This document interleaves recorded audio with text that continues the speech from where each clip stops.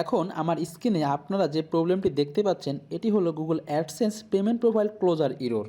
আপনি যখন যে কোনো সমস্যার কারণে গুগল অ্যাডসেন্সের পেমেন্ট প্রোফাইলটি ডিলিট করতে যাচ্ছেন তখন এই মেসেজটি শো হচ্ছে এবং সেখানে লেখা আছে you have active subscription and services. আপনাকে প্রথমে সাবস্ক্রিপশন অ্যান্ড সার্ভিসেস ক্যান্সেল করতে হবে, তারপর গুগল পেমেন্ট প্রোফাইলটি ডিলিট করতে পারবেন। যদি আপনার সাথেও সেম এই সমস্যাটি হয়ে থাকে তাহলে এই ভিডিওটি হবে আপনার জন্য 100% কার্যকরী একটি ভিডিও। তো ভিউয়ার্স, ভিডিওটি না টেনে সম্পূর্ণ দেখতে থাকুন। আমি গ্যারান্টি দিচ্ছি আপনার এই সমস্যার জন্য আর অন্য কোনো ভিডিও দেখতে হবে না।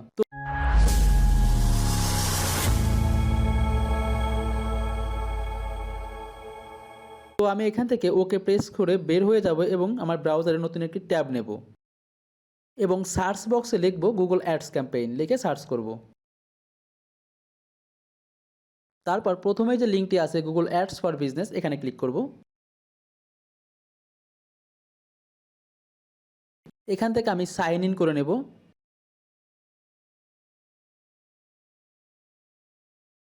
এখন গুগল অ্যাডস ক্যাম্পেইনে আসার পর টুলস অ্যান্ড সেটিংয়ে ক্লিক করব। তারপর এখান থেকে সেট আপে ক্লিক করে প্রেফারেন্সে চলে যাব। এখন এখান থেকে নিচের দিকে দেখতে পাচ্ছেন অ্যাকাউন্ট স্ট্যাটাস নামে যে অপশন, এখানে ক্লিক করব। তারপর ক্যান্সেল মাই অ্যাকাউন্ট এখানে ক্লিক করব।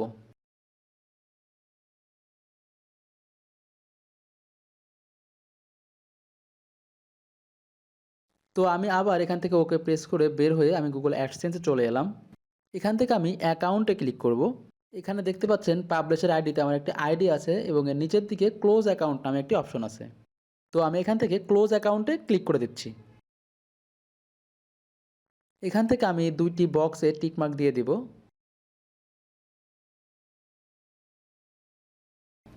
দেন এখানে আমাকে একটি কারণ দেখাতে হবে কী কারণে গুগল অ্যাডসেন্সটা আমি ডিলিট করব। তো এখানে আমি আদার্স দিয়ে দেব। এরপর নিচের যে বক্সটি আছে এখানে টিকমার্ক দিয়ে ক্লোজ মাই অ্যাকাউন্টে ক্লিক করব।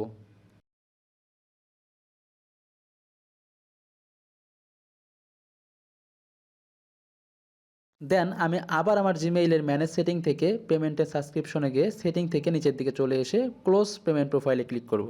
এখন আমি আবার আমার জিমেইলের পাসওয়ার্ডটি দিয়ে নেক্সটে ক্লিক করব।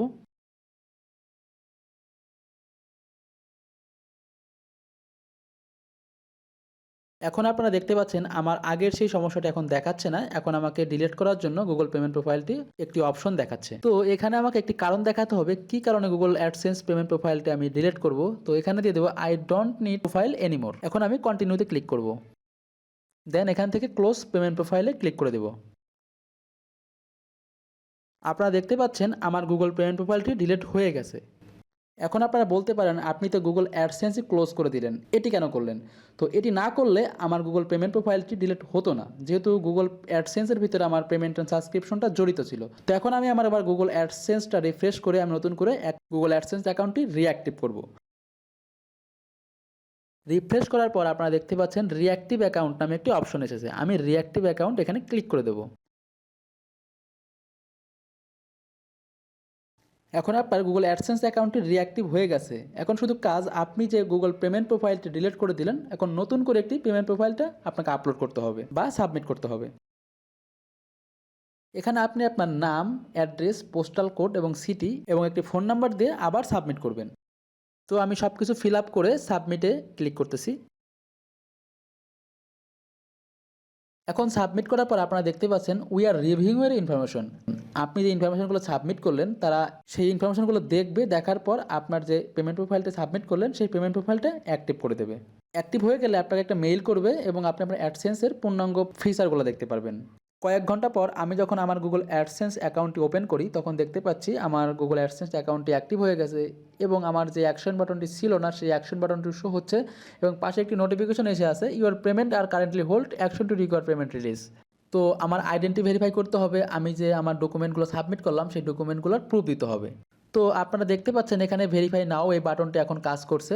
এখন আপনারা যে ডকুমেন্টটা সাবমিট করলেন সেই ডকুমেন্ট অনুযায়ী আপনার আইডেন্টি ভেরিফাইয়ের জন্য যে ভোটার আইডি কার্ড বা স্মার্ট আইডি কার্ড যেটাই বলেন না কেন, সেই অনুযায়ী আপনার ডকুমেন্ট সাবমিট করলে আপনার অ্যাকাউন্টটি অ্যাক্টিভ হয়ে যাবে বা পেমেন্ট প্রোফাইলটি 100% অ্যাক্টিভ হয়ে যাবে, আপনি তখন পেমেন্ট নিতে পারবেন। তো বন্ধুরা, আশা করি বুঝতে পেরেছেন কিভাবে আপনার পেমেন্ট প্রোফাইল ক্লোজার ইরোর এই সমস্যাটি সমাধান করবেন। আশা করি ভিডিওটি আপনাদের অনেক উপকার এসেছে। তো ভিডিওটি যদি আপনাদের উপকার এসে থাকে তো ভিডিওটি লাইক করবেন, কমেন্ট করবেন, শেয়ার করবেন এবং আমার চ্যানেলে যদি নতুন দর্শক হয়ে থাকেন তো চ্যানেলটি সাবস্ক্রাইব করে পাশের বেল বাটনটি অন করে দিবেন। আর যদি অলরেডি সাবস্ক্রাইবার হয়ে থাকেন তাহলে অসংখ্য ধন্যবাদ। দেখা হবে পরবর্তী নতুন কোনো ভিডিও টপিকে। সে পর্যন্ত ভালো থাকবেন, সুস্থ থাকবেন।